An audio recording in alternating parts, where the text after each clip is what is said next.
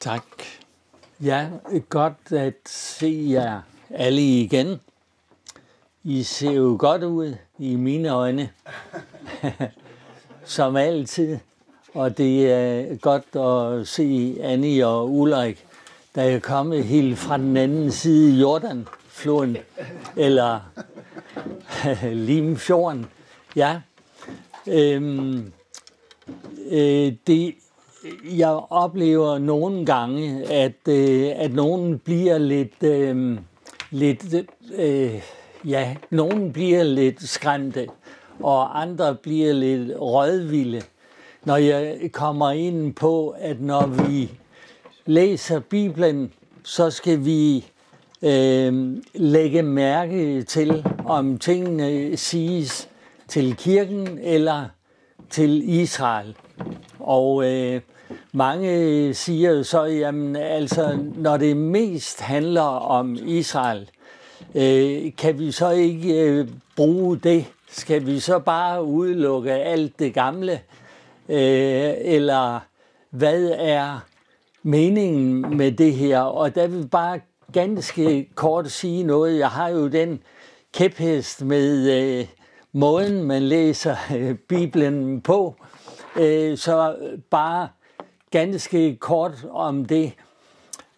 Jeg har fundet ud af, at det er svært for rigtig mange at skelne mellem det, vi kalder fortolkningen af Bibelen, og så applikationen eller tilegnelsen af det, som Bibelen siger.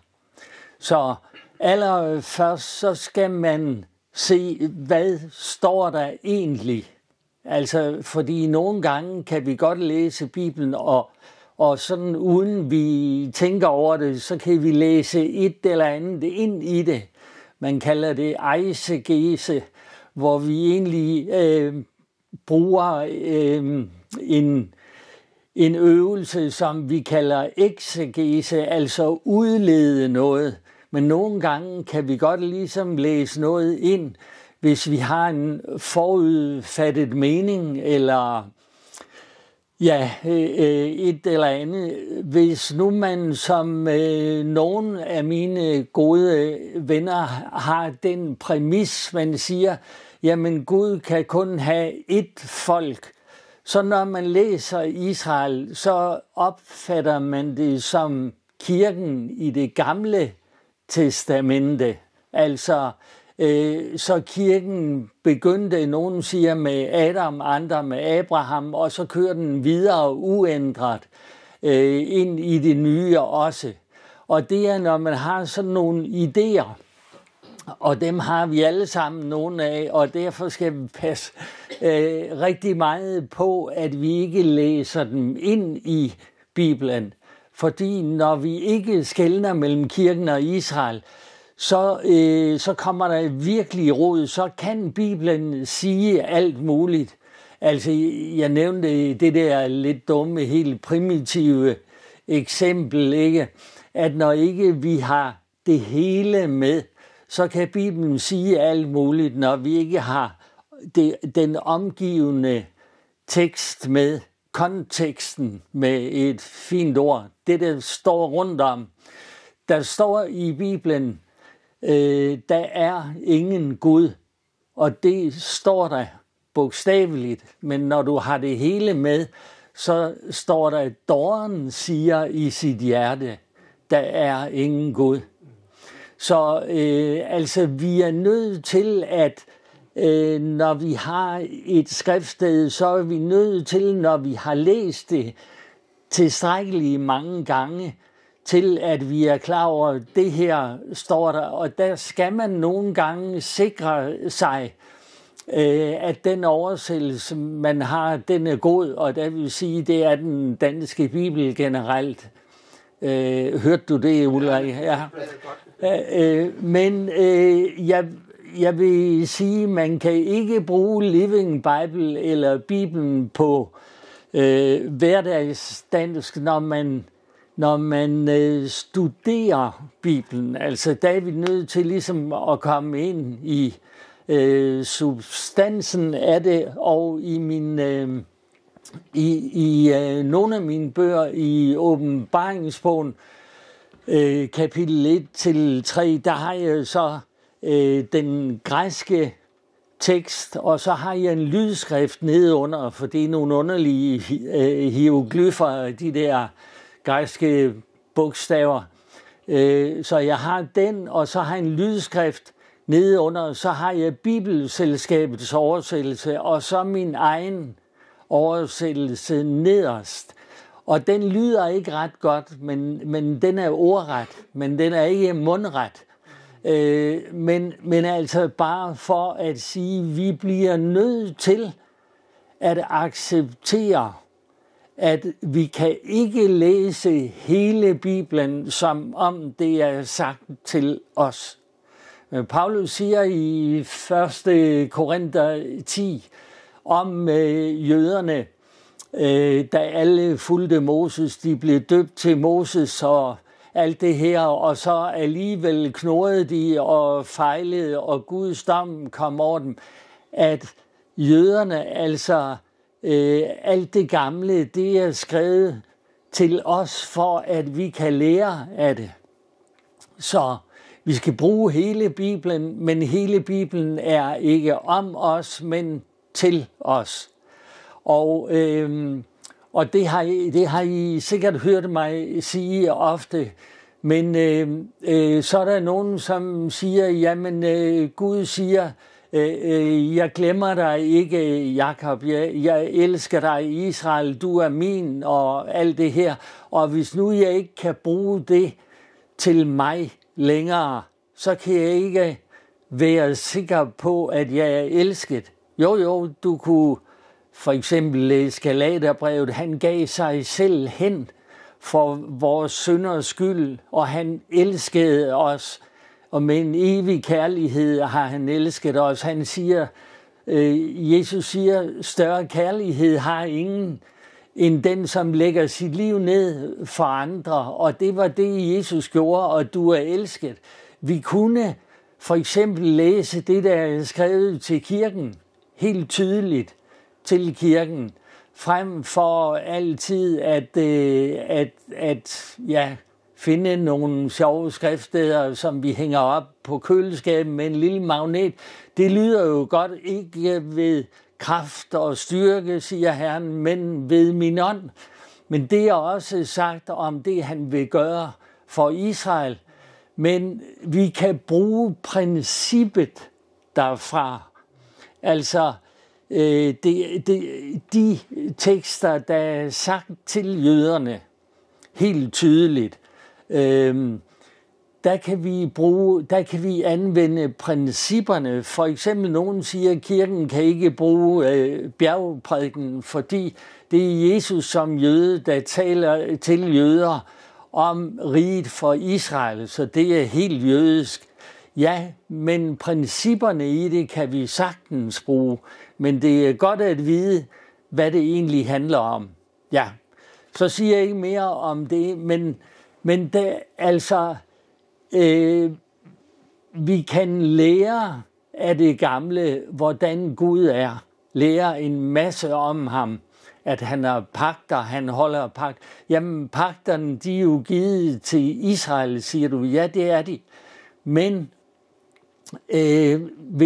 hvis Gud, og det er der, vi skal passe på, hvis Gud kan opgive Abrahams pagten og de øvrige pagter med Israel, så kan han også opgive den nye pagt.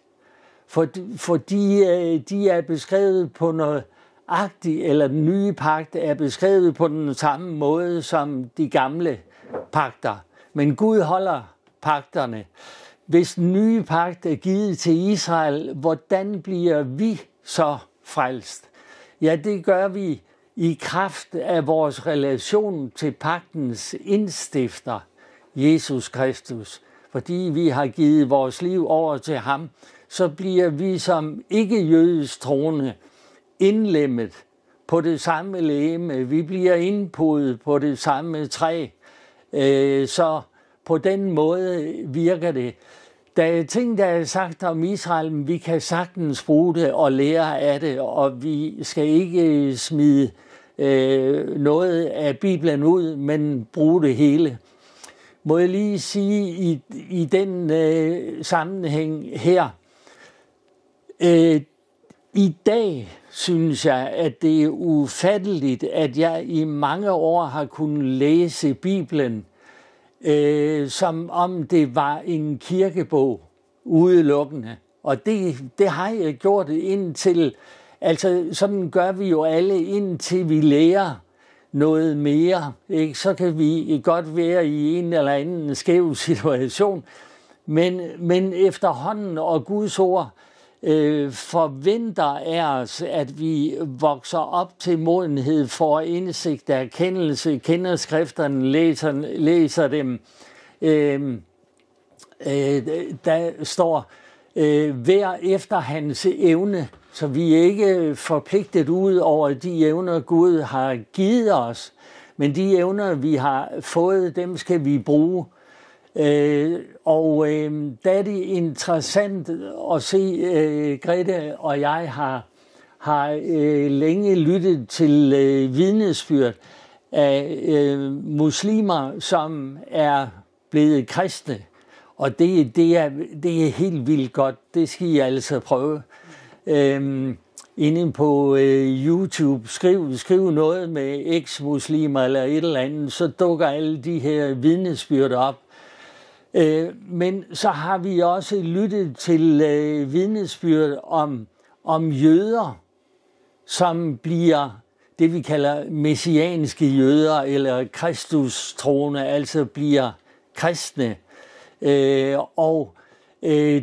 er helt vildt at se sådan generelt, når de bliver udsat for evangeliet om Jesus Kristus, så er de totalt uvidende. De ved ikke, hvad ordet kristen kommer af, at det kommer af Kristus, og at det igen betyder messiak. Og når man nævner det for dem, så siger de, hold da op, det havde vi ikke troet. Og de er totalt uvidende, men pludselig finder de ud af, at der er en kontinuitet mellem deres Tanakh, som de kalder den hebraiske bibel. TA, det er Toraen, altså loven, og så NA, det står for Neviim, profeterne, og så Ketuvim, skrifterne. Når de læser deres hebraiske bibel, deres Tanakh, så kan de se pludselig, at vores nye testamente hænger sammen med deres bibel. Og så siger disse jøder, som kender den hebraiske bibel sådan nogenlunde, de siger, jamen, vores bibel, det nye, det er jo en jødisk bog, siger de. Det er en jødisk bog, og her har vi læst både det gamle og det nye. Hånden på hjertet, venner, i nogle år, måske mange år, som en kristen bog, der ikke havde... Jeg var helt blind over for Israel, og jeg synes, da jeg var ung, altså når Moses Hansen på Kolding-stævnerne havde noget om Israel, så var der en kø fra 3. sal ned af trappen ned i stuen. Men når nogen over på den anden side skulle sige noget om kirken, så var der 3-4. Altså Israel havde den der dragende effekt, særligt på ældre søstre, og jeg synes, det er jo noget underligt noget. Altså, der var sådan et eller andet romantisk skær over det der. Jeg fattede ikke noget af det, før jeg fandt ud af, at Gud siger noget til Israel, har en plan med Israel, og han siger noget til kirken, og Gud har bundet hele menneskehedens frelse op på jøderne. Så vores bibel er en jødisk bog, og det er uden overdrivelse. fordi de var alle jøder. Nogen siger, at Lukas var ikke jøde, og andre fører lange beviser for, at han alligevel var af jødisk afstamning. Men dem tilhører skrifterne. Gud har betroet dem at skrive hele Bibelen. Det er ikke, altså, det jeg prøver at sige med alle de her ord, det er, at vi bliver nødt til at købe øjensalve og så læse Bibelen på en ny måde, fordi jøderne der siger, når vi læser fra Bereshit, det er det, man på latin kalder Genesis, der betyder begyndelsen, og vi har jo i den danske også i begyndelsen skabte Gud, Bereshit. Når de læser derfra, så ser de pludselig, at det er en lang frelseshistorie. Det hele hænger sammen. Og der er kilder, og der er folk, som kan spores, historiske personer. Så derfor min opfordring er, bliv ikke skræmt over det der med, hvad er til kirken og hvad er til Israel, men prøv at læse det rundt om og se, hvad er emnet her? Hvad er det egentlig, vi taler om? Ja. Så sluttede vi sidste gang med en meget markant lignelse, fordi min påstand har jo været, at Gud begynder fra Abraham, altså fra Adam, vi har syndefaldet, og frem, der er der kun én menneskestrøm. Så kalder Gud Abraham, 1. Mosebog 12, fra dag af, så er der 2 strømme. Der er en stor flod og en lille bæk, og de kører parallelt. Der er altså hedningestrømmen, og så udtager Gud fra Abraham en lille bæk. Og Scofield, han har jo sagt det godt, for at rense den store flod i den lille bæk. Så altså Gud begynder, der er en helt ny begyndelse med Abraham. Og Abrahams barnebarn Jakob, han bliver til Israel og betegner hele den jødiske nation. Så Gud bruger jøderne som vidne indtil Matthæus 12, 24, det har vi sagt meget om. Jøderne siger nej, så siger Jesus i Matthæus 16, så vil jeg udkalde min egen forsamling, som tror mig, af både jøder og hedninger, og de forenes i et nyt menneske i kirken, Efeserbrevet. Og Jesus fra dag af begynder han at tale med dem om sin lidelse og død. Det er noget helt nyt. Indtil da har hans tjeneste kun været rettet mod jøderne. Det er også sjovt, at vi kan læse evangelierne helt uden og se det. Vi tager det hele, jamen det er der kirken, han taler til kirken, og det er mig og så videre, men kirken er der ikke endnu. Den bliver kaldt ud som Guds vidne, fordi Israel siger nej, og selvfølgelig også fordi hedningerne skulle med ind. Det kan man læse om helt fra begyndelsen, det var ikke kun jøderne. Jøderne blev udvalgt som vidne for at få hele menneskeslægten frelst. Men Jesus han begynder så, da jøderne siger nej, og tale om sin lidelse og død og så videre. Og kirken fødes på pinsedag, og så er det stridsemne hos nogen troende. Altså jeg mener jo, at kirken bliver bortrykket før den kommende trængsel, og andre siger nej, vi skal igennem trængslen. Og problemet det er, hvis ikke man virkelig kan holde alle boldene i luften, så kan man hurtigt tabe en af dem, og så dur det ikke rigtig længere.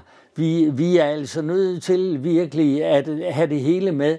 Men kirken kommer ind, den fjernes, og så fortsætter Gud i trængslen. Han begynder med at salve med Helligånden 144.000 vidner. Ikke Jehovas, men jødiske vidner af alle Israels stammer. Og alle hører evangeliet i den kommende trængsel.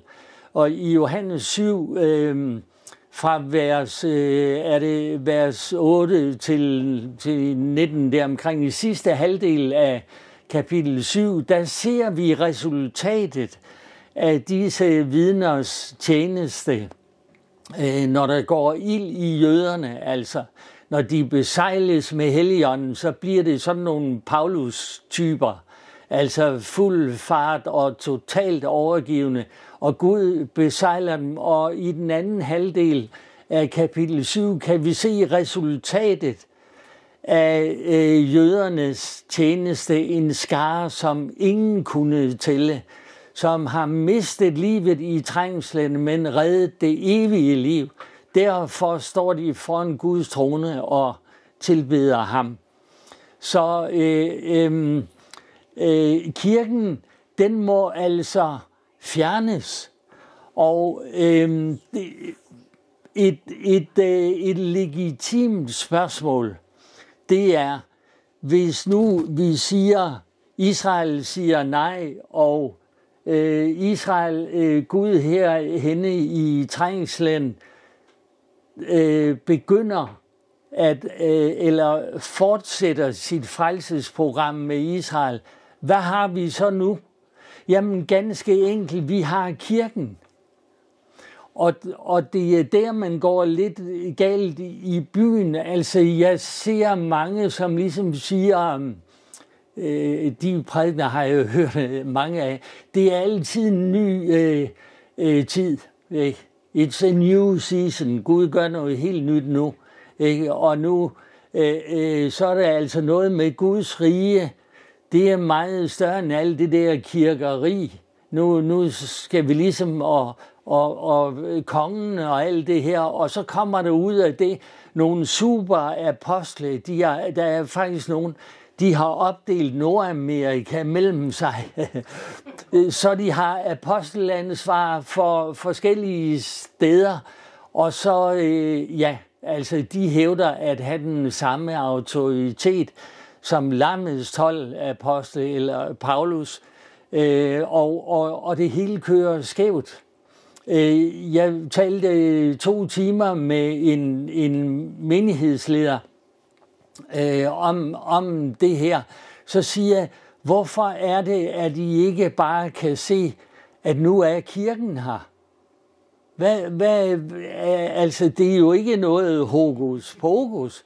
Det står oven i købet skrevet, så vil jeg udkalde fremtid, jeg vil bygge, men ordet det er at kalde ud af min udkaldte forsamling. Den vil jeg bygge i fremtiden, når den kommer, og det gjorde den på pinsedagen.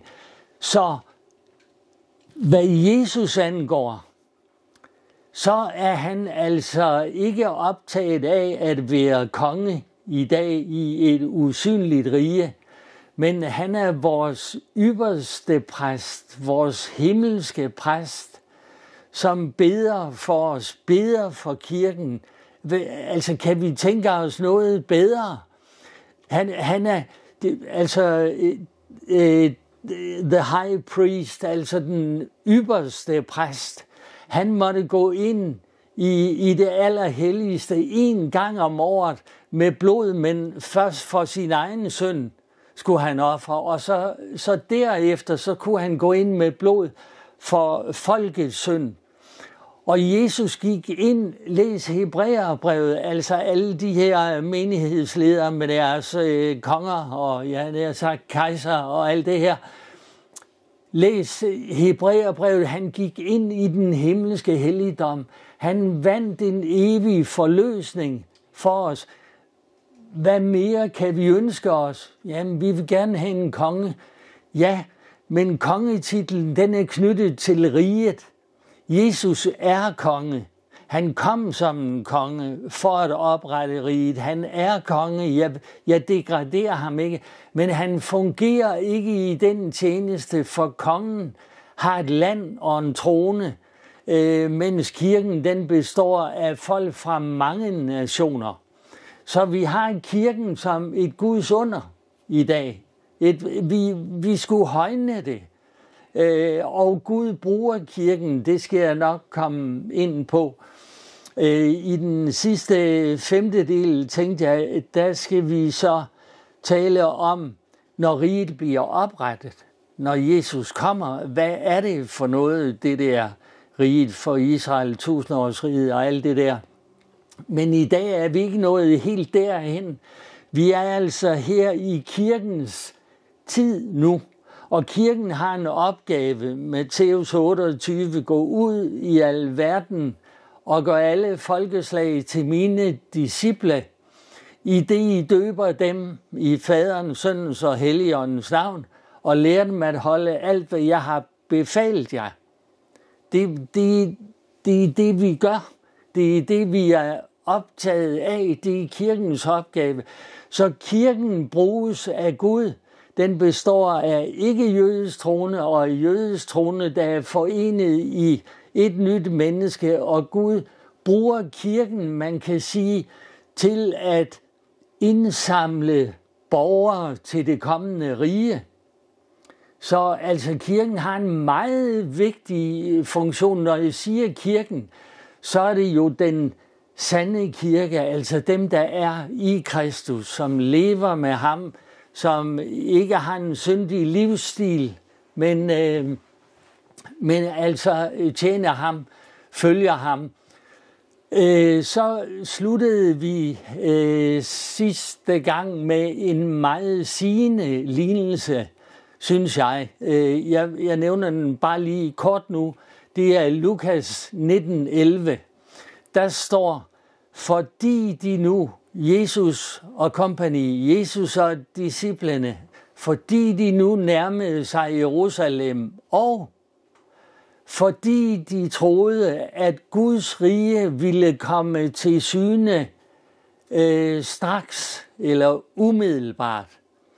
Og så fortæller han en lignelse i Jesus, der går ud på, altså han skal først til et fremmed land, et fjernt land, og anerkendes som konge. Og når så han har fået kongemagt, så kommer han igen og opretter sit rige, og så er den kedelige afslutning, han siger, kald dem herhen, der ikke ville have mig til konge, og hug dem ned. Så det er sådan den dramatiske afslutning. Men altså, disciplene havde den forestilling, at Guds rige skulle oprettes der. Og når vi ser ordet, de troede, at det skulle komme til syne, så sagde vi, at ordet komme til syne, det er det græske ord, altså pyt med dem, vi bruger det lige her for bevisførelsens skyld. Det er feino, at komme til syne, eller bogstaveligt, jeg kommer til syne, feino. Men der er et lille præfiks, en forstavelse før det ord, der hedder Anna, A-N-A, Anna feino. Så hvis vi skal oversætte det skriftet helt bogstaveligt, og det skal vi, nogle gange, når vi gransker i det, som altså med lærespørgsmål, så står der, fordi de troede, at Guds rige straks ville komme til syne igen. Og den danske bibel mangler ordet igen, og det er en skam, synes jeg, for når vi har ordet igen med, så sigter det jo til et rige, der har været før. Man kan ikke genoprette noget, der ikke har været oprettet. Men i apostel, det her, det er så lige inden de rider ind i, eller kort tid før indtoget i Jerusalem. Men når så vi ser efter Jesu død og opstandelse, Når så vi ser senere hen efter Jesu død på korset og hans opstandelse, kort tid inden hans himmelfart, så siger de igen, disciplene, og det er efter 40 dages bibelskole, hvor Jesus kommer talende om det, som hører Guds rige til. Altså alt, hvad der hører Guds rige til, om at det har været, at det skal komme. Hvad har vi nu? Matthæus 13, kapitel 13, det er den tid, vi er i nu. Alt det, som hører Guds rige til, det har han undervist om Jesus i 40 dage, over en periode på 40 dage, og han var en fremragende underviser. Der er ingen, der kan måle sig. Hans svar, jeg er fascineret af ham, og han optrådte aldrig sådan, se mig og alt det her. De siger, vi ved, du er en stor lærer. Jesus siger, ære fra mennesker tager jeg ikke imod. Jeg elsker det der. Altså færdig, ikke? Men han ville gerne have faderens ære, og det er noget helt andet. Altså, når man går efter det, så forsvinder alle nykkerne det hos prædikanterne. Så der spørger de så igen, efter han har gennemgået virkelig alt om det, der hører Guds rige til, så siger de, jamen er tiden så kommet nu, hvor du vil genoprette riget for Israel? Og ordet genoprette, det har vi også været inde på. Genoprette, lægge mærke til, det sigter til et tidligere oprettet rige, nemlig det gamle teokratiske rige, der gik ned på grund af folkets synd og kongernes synd, ikke på grund af Guds manglende vilje eller indsats. Men ordet genoprette, det betyder at oprette noget igen til den status, det havde før dets fald. Så det er det, de spørger ham om. Skal det teokratiske rige for Israel, vil du oprette det nu og blive konge? Og Jesus bebrejder dem ikke. Der er det hovedparten, tror jeg, af fortolkerne siger, sikke nogle dumme elever. Nu har de været i skole 6 uger, de har ikke fattet en meter af noget, fordi de taler stadig om riget for Israel, om jøderne og alt det der. De har ikke fattet, at det er blevet et åndeligt rige nu inden i mennesker. Men hvis det var blevet det, så var det en gylden anledning for Jesus til at sige, har jeg ikke sagt jer i lidet troende, hvor længe. Det er lige før man brugte den der med socialdemokrater, ikke, fra Olsen-film. Har jeg ikke, hvor længe skal jeg tåle jer? Meget har I budt mig. Det er blevet et åndeligt rige, men det siger han ikke. Han siger bare, tidspunktet skal I ikke blande jer i. Riget kommer, når det kommer. Så har vi et udsagn, som jeg mener, det er 2. Timotheus 4, 1 og 2. Men I skal endelig ikke slå det op. men indholdet får I her, og det er det skriftsted, Paulus han formaner Timotheus og siger, så træd frem, forman, undervis, belære og forkynd ordet med al udholdenhed, tålmodighed og alt det der. Jeg formaner dig, så sandt han kommer igen og opretter sit rige. Jamen, Paulus, du er helt galt på den, fordi riget er her allerede. Det er jo oprettet. Nej, det er futurum, det her, det er fremtidsform. Så sandt han kommer, Anna, igen og opretter sit rige. Så vi har de udsagn, vi har Apostlenes Gerninger 14:22, de trøstede disciplene og sagde, igennem mange trængsler skal vi gå ind i Guds rige, når det kommer.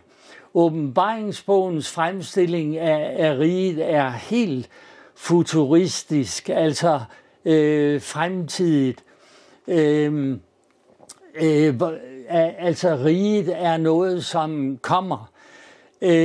Hvis man siger, riget er her nu, og det er ikke fordi, jeg har noget mod Guds rige, det er bare rent læremæssigt, der er det vigtigt, at vi har tingene anbragt rigtigt, for at vi ikke både kører ud i noget skævt eller falder fra.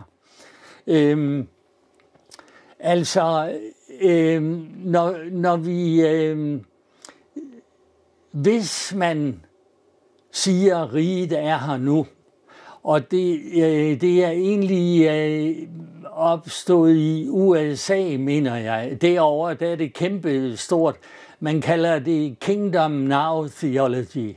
Altså the kingdom, kongeriget, det er her nu, det er det helt store. Og jeg kalder det i mine bøger, riget er her nu, tilhængerne, eller kingdom-teologien. Men den går altså ud på, hvis riget er her nu, så skal vi jo have det udbredt. Så skal vi jo arbejde for det. Så skal vi jo gøre alt, så skal vi bygge det. Der er oven i købet en god bror, som jeg holder meget af. Han kalder sin tjeneste The Kingdom Architects, eller sådan noget. Men men altså, fint nok.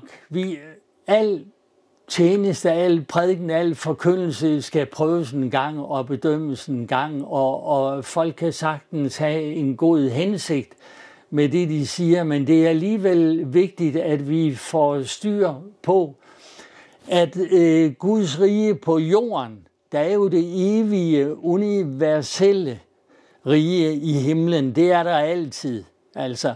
Men det her, det er Guds rige på jorden.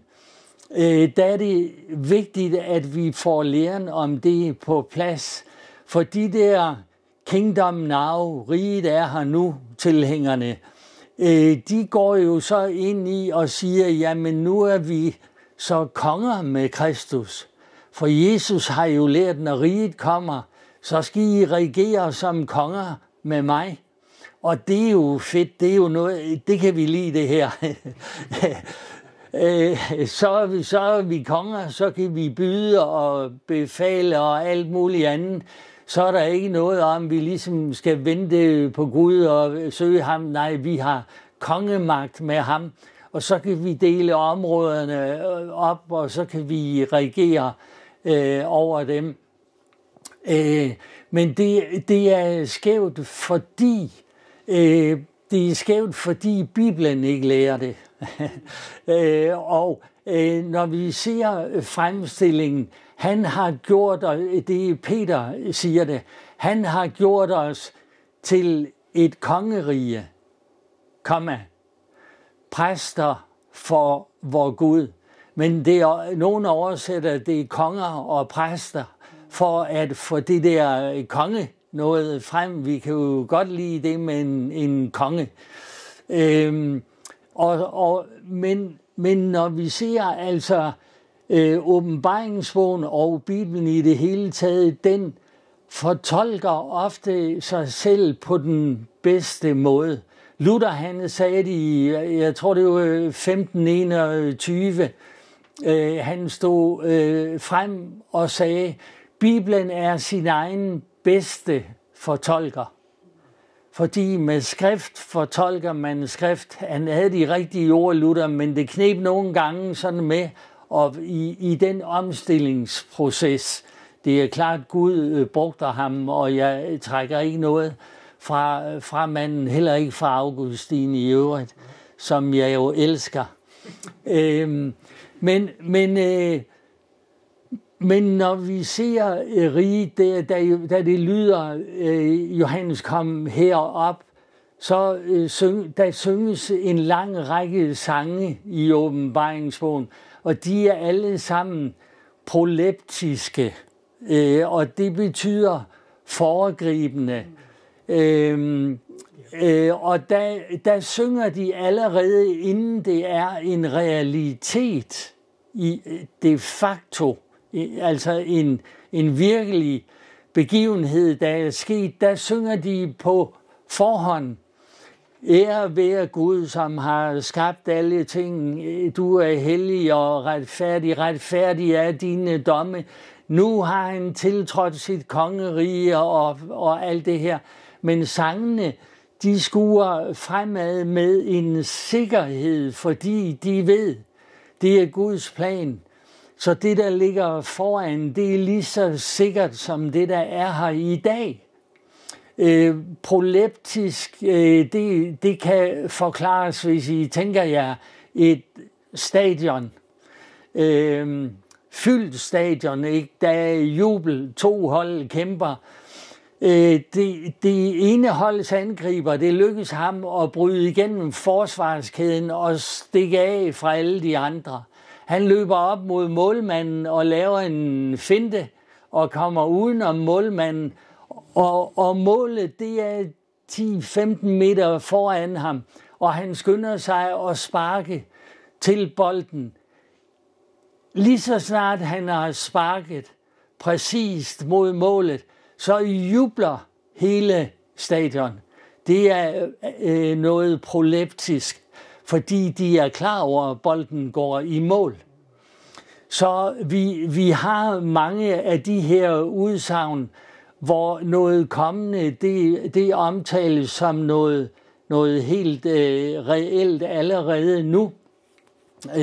For eksempel salige er de, som stifter fred og så videre. For himmeriget er deres nutid. Enten er det en nutid brugt som fremtid, eller også er det igen, at man udtaler noget, som helt sikkert sker, fordi det er Guds vilje. Så udtaler man det som om det er en realitet nu. Men den bedste måde, det er at opfatte det som riget er deres, når det bliver oprettet. Det er tanken, og det harmonerer med resten af bjergprædikenen også. Så riget er her så ikke endnu, men så er der nogle skriftsteder. Hvis nu man har den påstand, som jeg har, og det er ikke flertals, altså flertal i frikirkerne, de siger, jamen Guds rige blev til et åndeligt rige inden i os, og det er her allerede nu, og derfor skal det udbredes, og derfor så skal vi regere med Kristus som konger. Vi skal ikke være sådan nogle ynkelige nogen, vi har autoritet, og vi kan byde og binde og hoppe og danse. Men hvis nu man har den forståelse, at riget for Israel bliver udskudt, det bliver ikke opgivet, da jøderne siger nej. Men det bliver udskudt indtil kirken er fjernet. Hvis nu man har den påstand, så skal man jo også kunne svare på, hvad har vi så nu? Jamen, der har vi kirken. Gud bruger kirken. Men kirken er ikke riget. Det er en katolsk lære. Det er der er mange, som har. Og derfor kan man se, når kirken bliver opfattet som riget, så skal vi jo igen ind i at byde og befale og afsætte konger og blande os i politik og penge og alt muligt andet. Så kirken er ikke riget, men kirken bliver brugt af Gud i denne fase her. Så har vi sådan et skriftsted fra Kolossenserne 3. Han friede os ud af mørkets rige og førte os over i sin elskede søns rige. Sådan nogenlunde. Det er mørkets magt, tror jeg. Mørkets magt, ja. Så riget, det må allerede være her nu. Nej, altså, der kommer et begreb ind her også, som vi måske let kan overse. Der er et begreb i juraen, som man taler om. En af vores piger er jurist, og hende har jeg talt med om det her også. Man har begrebet D-E-J-U-R-E, det er jura fra latin, men man udtaler det sådan halvfransk af en eller anden grund, det er syre. Og så har man de facto. De syre, det betyder i henhold til loven. De facto, det betyder i henhold til virkeligheden, begivenhederne. Så han førte os på korset ud af mørkets magt over i sin elskede søns rige. Men det sker de facto, når riget oprettes. Så siger du, det lyder underligt. Jamen lad mig illustrere det med et parallelt eksempel, der er tydeligere. Vi er alle enige om, at djævelen er en besejret fjende. Han afvæbnede magterne og myndighederne og stillede dem åbenlyst til skue. Djævelen har ingen magt. Jesus har sejret. Da han frister Jesus i ørkenen, siger han, jeg har al magt, jeg kan give det til hvem jeg vil, siger han djævelen. Men i Matthæus 28 siger den opstandne Herre, mig er givet al magt i himmel og på jorden. Så der sker noget her. Djævelen er ifølge Bibelen en besejret fjende. Hvornår skete besejringen?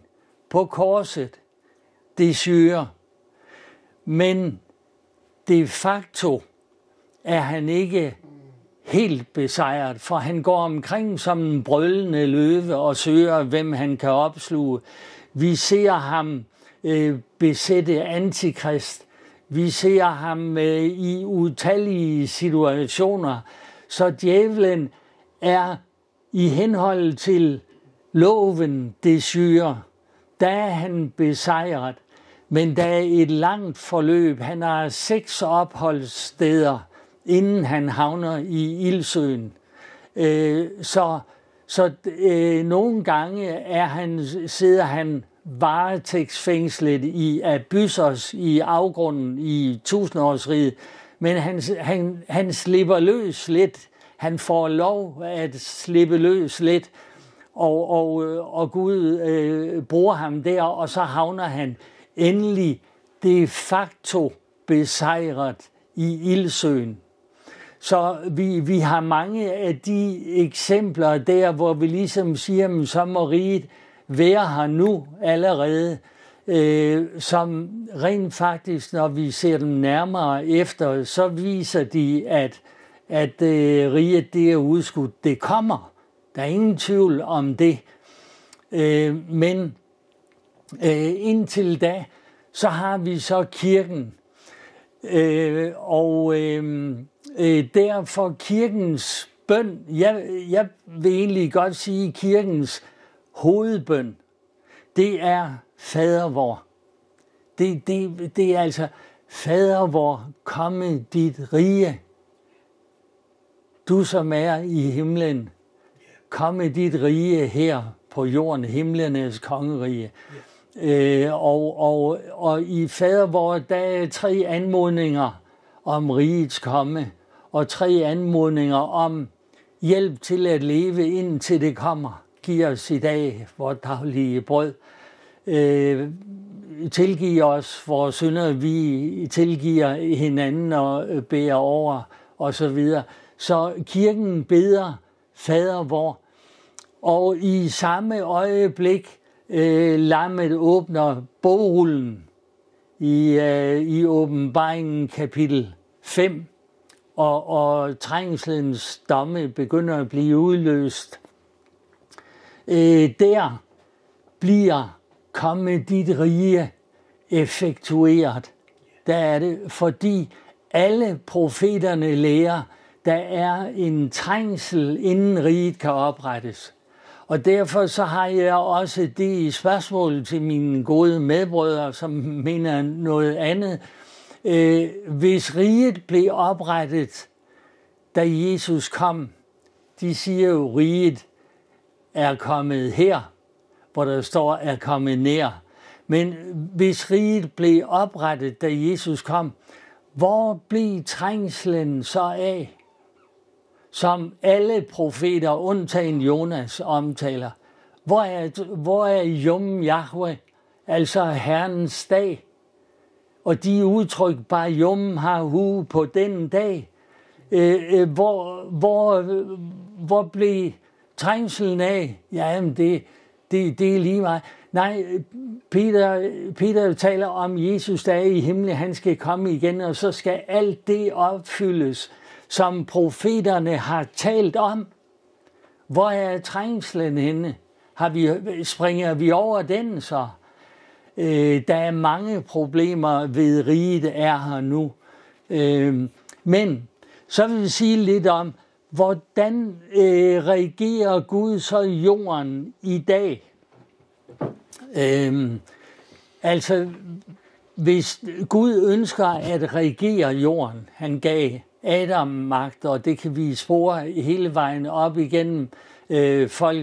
Dommerne havde en magt, og kongerne fik magt, og alt det der. Gud vil regere jorden ved at uddelegere magt, så der kan være ordnede forhold på jorden, så folk kan søge Gud og blive frelst, de kan tilbede ham og sådan.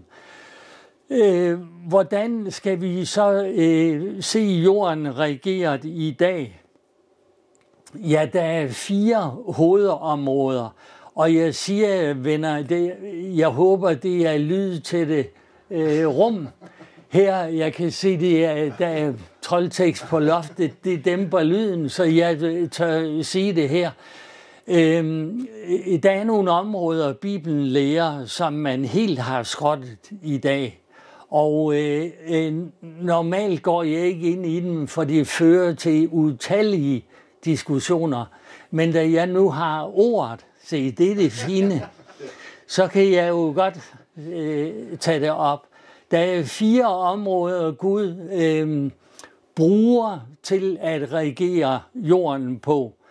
Det ene, man kan godt bytte om på rækkefølgen, fordi det er ikke sådan i kronologisk orden, men det er samtidig, de komplementerer hinanden, disse 4 enheder. Det første er familien. Familien er under et voldsomt angreb, satanisk angreb.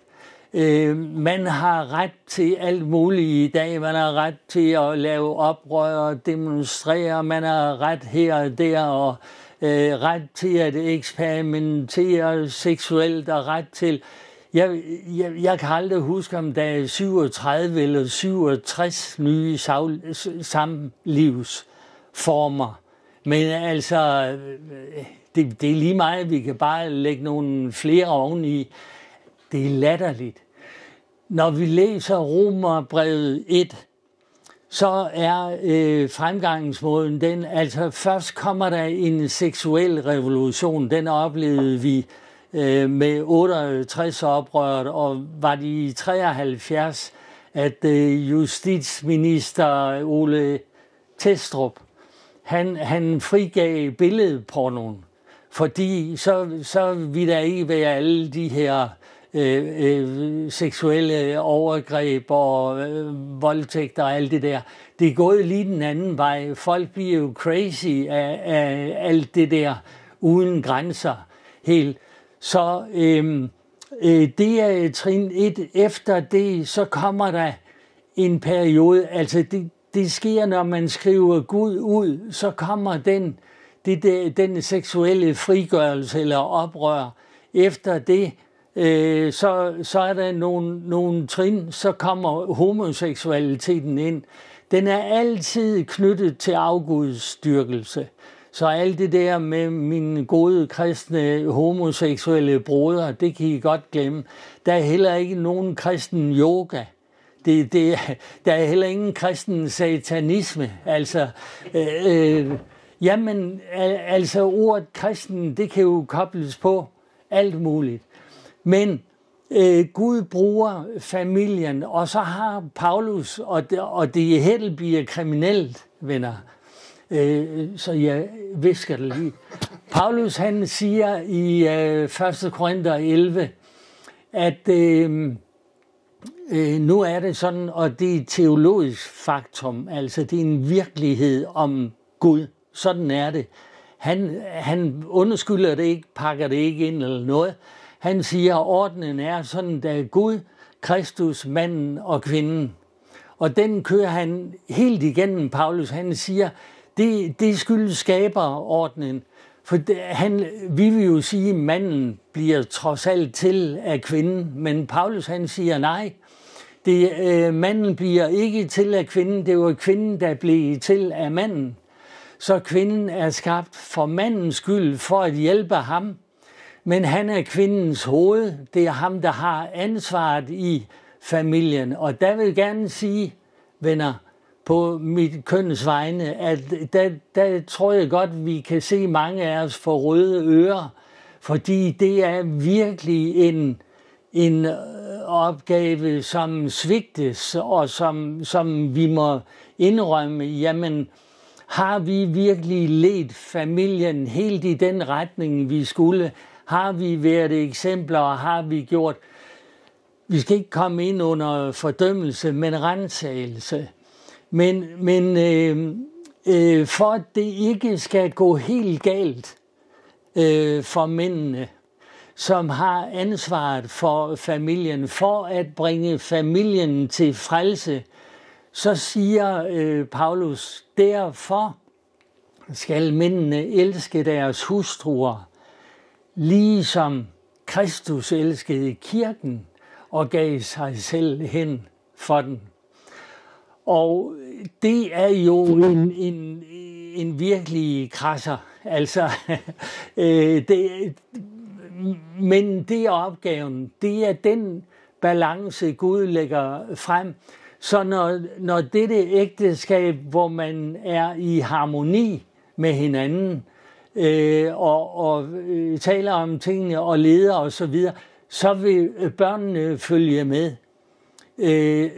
Vi har fundet ud af med vores 6 børn, der kommer en tid, så skal det hele prøves af, ikke? Men de går ikke så meget efter det, vi siger, men det, de ser, det følger de efter, og det har overrasket os nogle gange. Det kan de også gøre, når vi gør noget dumt. Men altså, det er en af de måder, Gud så regerer jorden på i dag, familien. Og der... Kan vi tage en pause nu? Eller? Ja, det kan vi godt. Så kan vi tage de andre. Ja, fint. Yes. Kan vi se det? Ja. Værsgo. Der er 4 områder, som Gud bruger markant i dag til at opretholde en vis orden i samfundet. Det bygger egentlig på en misforståelse af Galaterne 3:28. Her kommer det ikke an på, hvordan alt der står. Ja, på mand og kvinde, på om man er træl eller fri, og der er en ting, græker og jøder og græker. Tak. Ja, Galaterne 3:28. Altså, der er ingen forskel på jøder og græker, på mand og kvinde, på træl eller fri i kirken, siger man. Alle er lige, alle distinktioner, alt er ophævet der. Men så er det, hvis nu vi tager konteksten med, for en gangs skyld, så handler det om måden, man bliver retfærdiggjort på ved tro. Og der er ikke forskel på mænd og kvinders frelse, om man er træl eller fri eller noget andet. Så når vi har det hele med, så kan vi afvise den påstand, at der er ikke nogen forskel på mænd og kvinder i kirken, og der er ikke nogen forskel på arbejdsgiver og arbejdstager, på om man er jødisk herkomst eller ej. Det handler om frelsesmåden, og det omtaler Paulus også i Romerne 3. Der hvor han redegør for sådan frelses hedningerne og sådan frelses jøderne, og der er ingen forskel på det. Hvilke fortrin har jøden så? Ja, meget på mange måder, eller på alle måder, fordi de fik Guds ord betroet og hele den lære. Men altså jøderne skal også frelses. Alle skal frelses ved af Guds nåde ved tro på Jesus Kristus.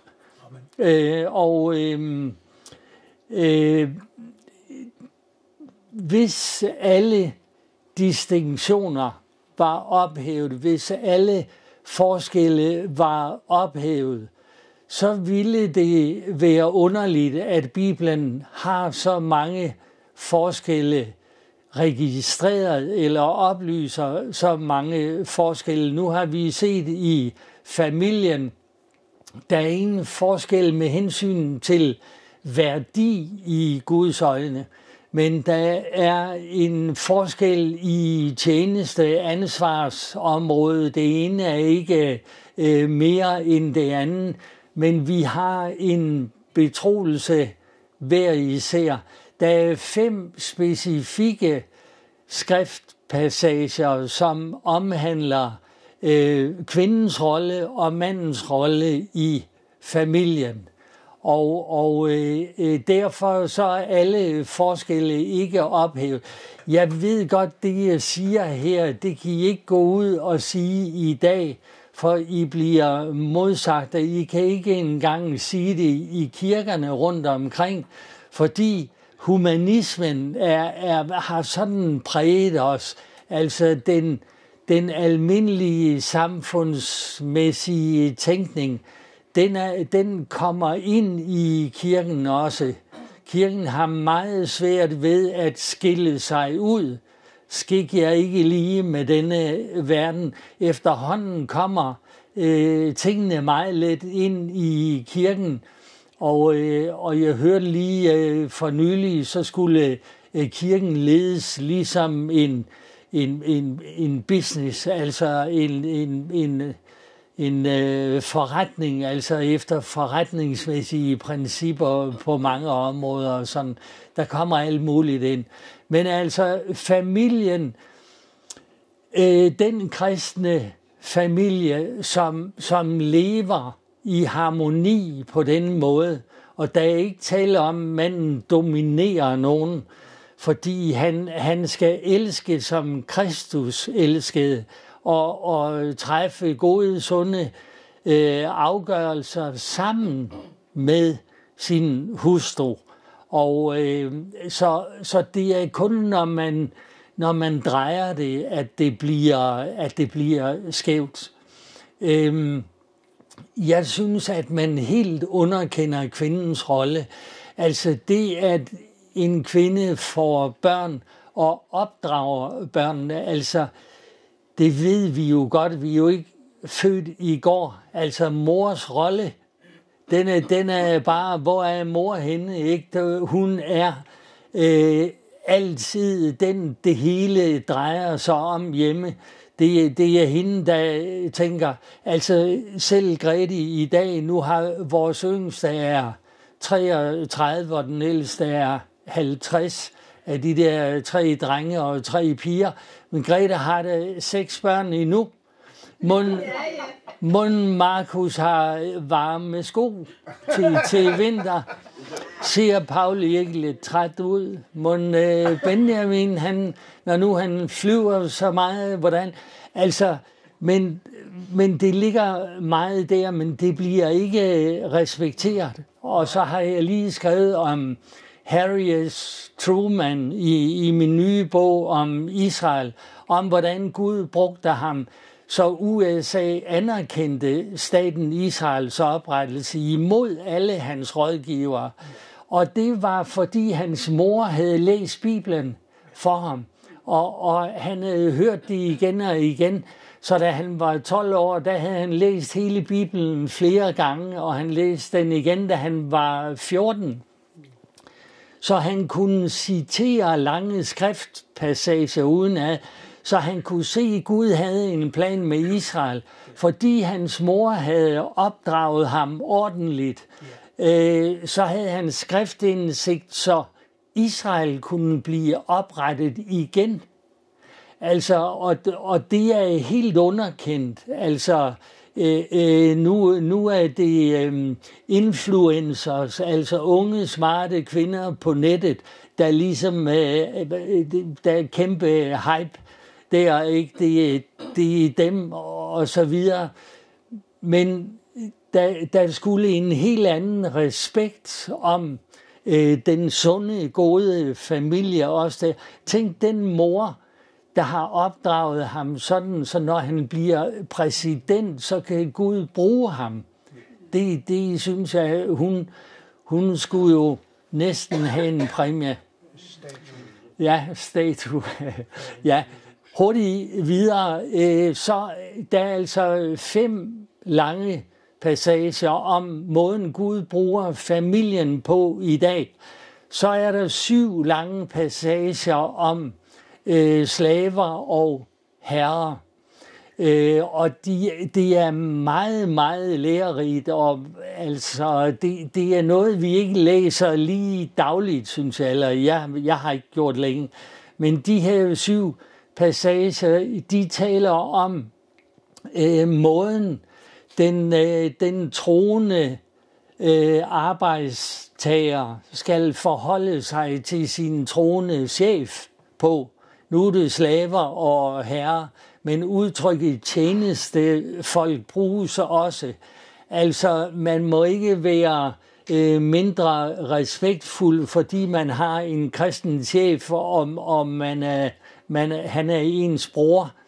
Der er virkelig lagt nogle normer ud, så hvis arbejdslivet fungerede sådan, så ville arbejdsgiverne virkelig sørge for ordnede forhold for arbejdstagerne, og der vil slet ikke komme den der fagforeningsmæssige det had ind, hvor det bliver krig mellem parter og så videre, så videre. Så Gud har også en meget markant undervisning om arbejdslivet, fordi vi skal jo have mad og tøj og leve også, så det er virkelig et vigtigt område.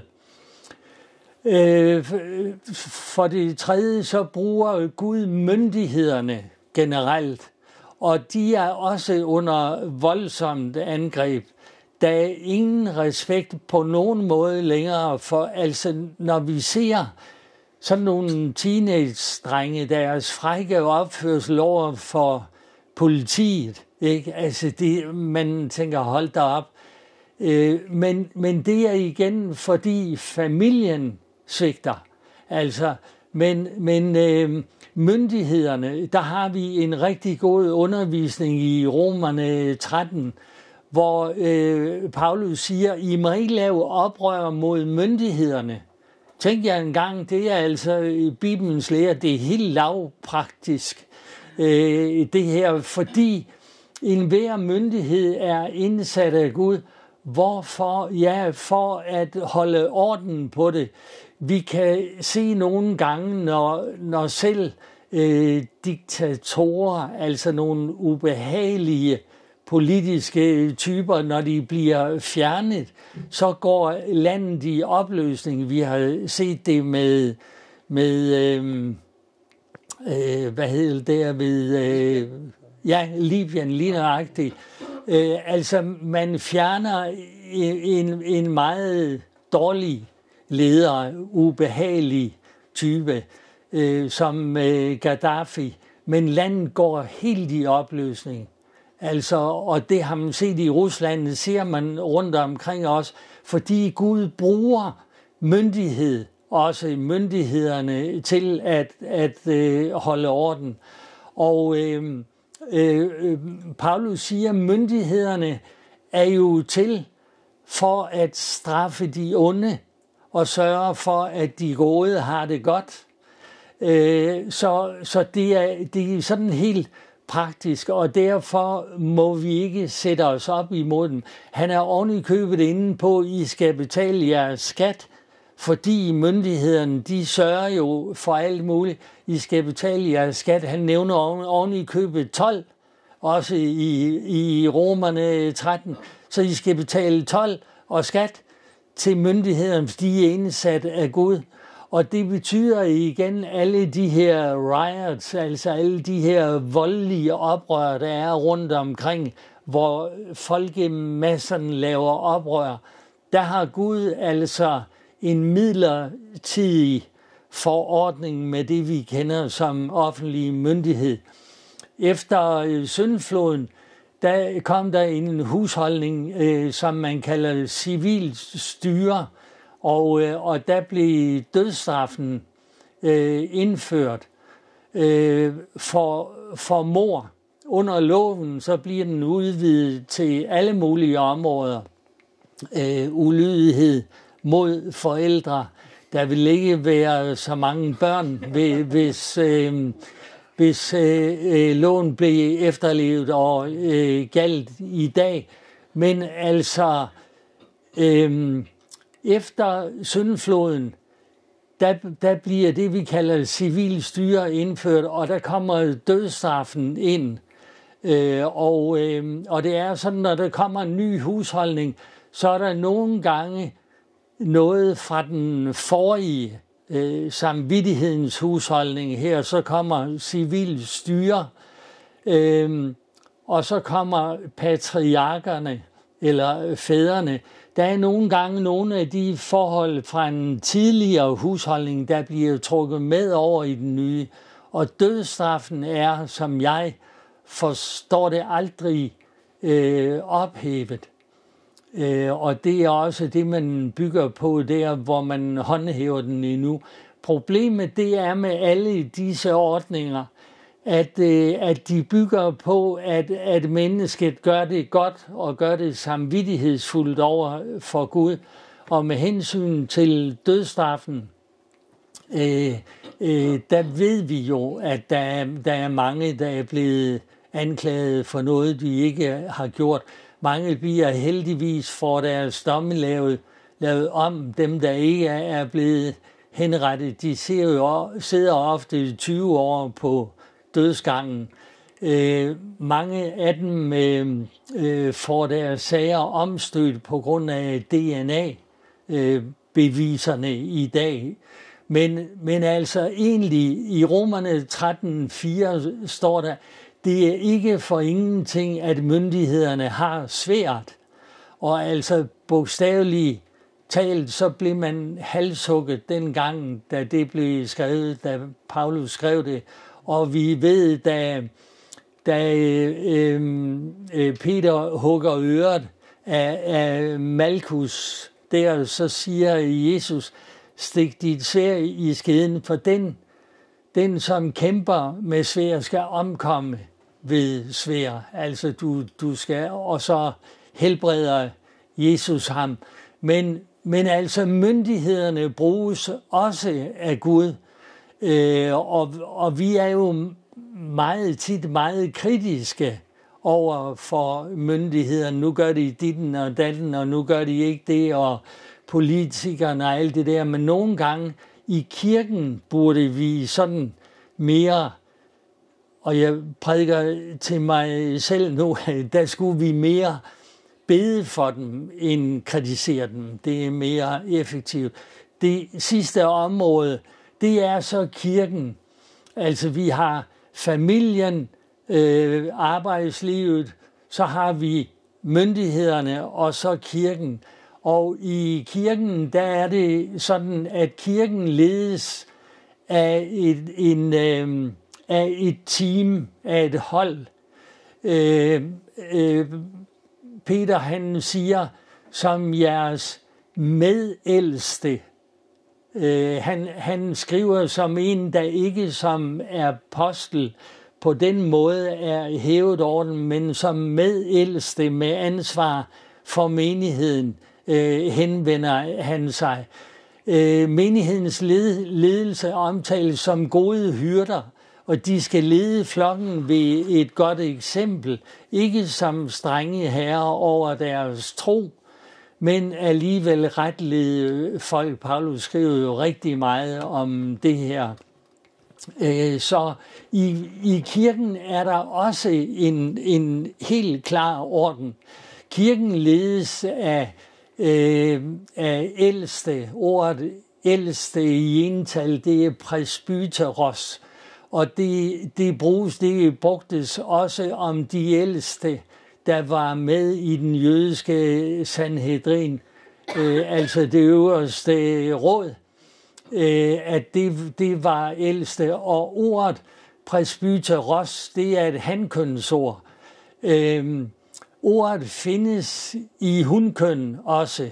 Der findes en ældste, altså ordet presbyteros, i hunkøn også, presbytera, i ental, men det findes ikke i Bibelen. Men der findes flertalsformen i hunkøn, men det er der, hvor der tales om, at de ældre kvinder, de ældre søstre, skal opdrage de yngre, altså skal med godt eksempel og råd og undervisning opdrage de yngre. Så min forståelse er, at ansvaret for kirken er givet til mænd igen, ligesom vi havde det med familien, at der er også forskel her. Det ved jeg godt, at det kan man heller ikke sige offentligt i dag. Man kan godt sige det, man bliver stenet bagefter. Men med hensyn til kirkens ledelse, tror jeg, at den er givet til brødrene, til ældste, til mandlige ældste. Det betyder ikke, at kvinderne ikke må tjene med. Det må de på alle mulige måder. Men der er også områder, når vi tager Bibelens ord med hensyn til lærertjenesten, at der er nogle områder også, hvor Paulus klargør, at det ikke er kvindens tjeneste. I kirken er vi med hensyn til frelse og værdi alle lige, men vi har forskellige tjenester. Der står nu, kan jeg ikke huske, om det er Efeserbrevet, for at kirken nu i al sin spraglede mangfoldighed, står der egentlig. Altså der er en flerhed, ligesom der er forskellige nådegaver, så der er kun én ånd. Men altså i kirken har vi en kæmpe variation af tjenester. Det lyder også i kirken i Efeserne 4, 11, 12, at Gud har i kirken sat. Ikke noget med, at Gud har i Guds rige sat, men netop en betoning. Læs Efeserbrevet, Kolossenserbrevet, hvordan Guds ord omtaler kirken. Jeg mener, at kirken, den er jo nedprioriteret. Sådan kirken, ikke? Altså, men i Guds øjne, tænk kirken, den omtales som Kristi brud. Paulus siger, jeg har trolovet jer i troende i kirken med Kristus, som gav sit liv for jer. Og altså i Bibelen er der en helt anden beskrivelse af kirken. Og i kirken skal vi alle agte på hinanden i ydmyghed. Alt det der, som vi ser ind imellem folk, puster sig op til alt muligt. Altså, det er ikke Guds hjerte. den som hovmoder sig, han bliver ydmyget. Men når vi ydmyger os for Gud og har den rette holdning, så ophøjer han os. Og det er noget helt andet, altså. Så vi skal agte på hinanden. Vi skal faktisk agte hinanden højere end os selv. Alligevel er der i kirken, ved vi godt, et hierarki. Der er dem der, de er lidt sådan, dem snakker vi ikke rigtig med. Vi vil hellere sådan omgås dem, der er noget. Kan I huske den serie der med Mrs. Hyacinth? Hvad er det, hun ja. Fint skal det være. Ja, fint skal det være. Hun siger, jeg har ikke noget mod snopper, bortset fra, at de ødelægger det for alle os, der virkelig er noget. Men i kirken, der er nøgleordet underordnelse i kærlighed, og at vi tjener hinanden. Altså, det er en helt anden ånd. Hvis nu man er uenig, lad mig lige sige, i kirken er der så 5 tjenester. Det er aldrig et hierarki, som vi har set i nogle trosmenigheder, men man har en kransekagefigur, og så har vi nogle slaver nedad. Sådan er det ikke. Det er den, der er højst oppe, som er alles tjener. Men vi har 5 tjenester: apostle, profeter, evangelister, hyrder og lærere. Og de skal fungere sammen og lede kirken sammen. Og hvis ikke man har alle tjenesterne i et mindre fællesskab, så må man få kalde folk til hjælp. Altså, det er ingen undskyldning. Der var en kære gammel søster i går, der var vi oppe i Sæby til møde deroppe, og så siger hun til mig, hun er rigtig sødt menneske, så siger hun, ja, jeg har altså spurgt min pastor, om ikke vi skulle høre noget om åbenbaringsbogen. Og så sagde han, nej, det aner jeg ingenting om. Det skal vi ikke, sagde han. Og så siger hun, og det er sådan en skam. Men der skulle man jo de områder, man ikke sådan kender godt, der kan man jo få andre ind. Det er hele ideen med, at der er 5 tjenester, at de arbejder sammen, supplerer hinanden og elsker hinanden. Det er svært i praksis, men det er Bibelens måde. Så kirken skal højnes. Altså, vi skal respektere kirken. Tænk, at kirken omtales som Kristi brud, og det er derfor åbenbaringsbogen har de der afsluttende ord, og ånden siger, og bruden siger, kom, Herre Jesus. Altså, take your bride away, synger Terry McAlmon også i en meget smuk sang der. I'm longing for you, Lord. Så kirken skal være i denne forventning og denne tilbedelse af Gud, og vi skal fungere som kirke. Og når jeg siger, at vi venter på Jesus, så mener jeg forventer, og vi arbejder imens, indtil han kommer. Og der er meget forskel på det, vi gør. Noget af det, nogen gør, kan se meget flot ud, men lad mig lige slutte af med en lille sand historie. Greta og jeg voksede op i en menighed. Der var en kvinde, jeg nævner ikke hendes navn, men hun kom altså i en meget vanskelig situation, og det endte med, at hun boede i en lille lejlighed i en by på Fyn, jeg siger heller ikke mere, nede ved en havn. Og altså meget beskedne forhold. Hendes situation var den, at hendes mand fandt den anden og gik fra hende, efterlod hende med en børneflok. Af de børn, der var så en af svigerbørnene, der misbrugte børnebørnene og kom i fængsel. Der var en datter, som døde pludseligt. Og altså, hun havde virkelig prøvet det, altså, men hun elskede Gud, og hun havde den overbevisning, at Gud havde sagt til hende, hun skulle flytte fra sin by op til denne havneby, og der sad hun i en lille lejlighed. Og det, hun skulle gøre, det var at bede.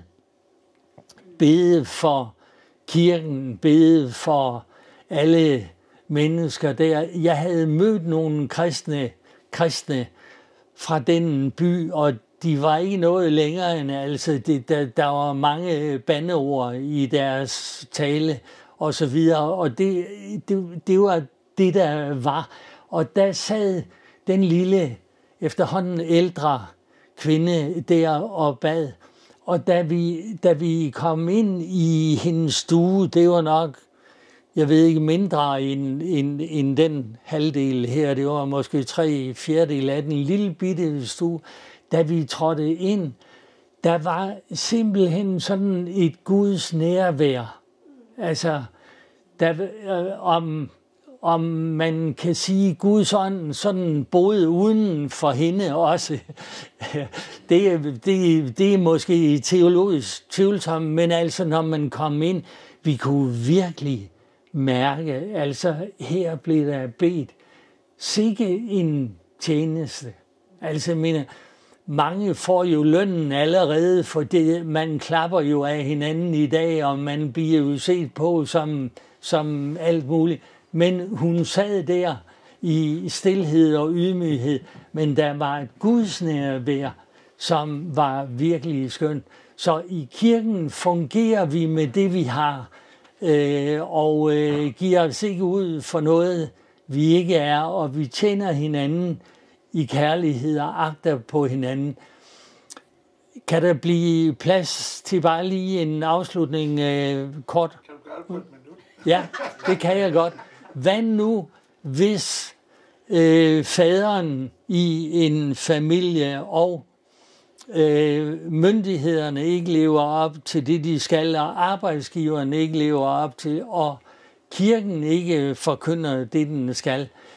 Ja, hvis de leder en vild bort fra Gud, så er vi ikke bundet af dem. Så man er ikke forpligtet til at følge nogen, som har en vranglære, som leder bort fra Herren. Der har vi en pligt til at søge et andet fællesskab. Vi må ikke blive og skabe splittelse. Det er forbudt. Vi må sige til menighedens ledelse, og hvis ikke de lytter, hvad de har pligt til, så må man gå stille og roligt i en god ånd, for vi møder nok hinanden igen senere. Amen. Amen.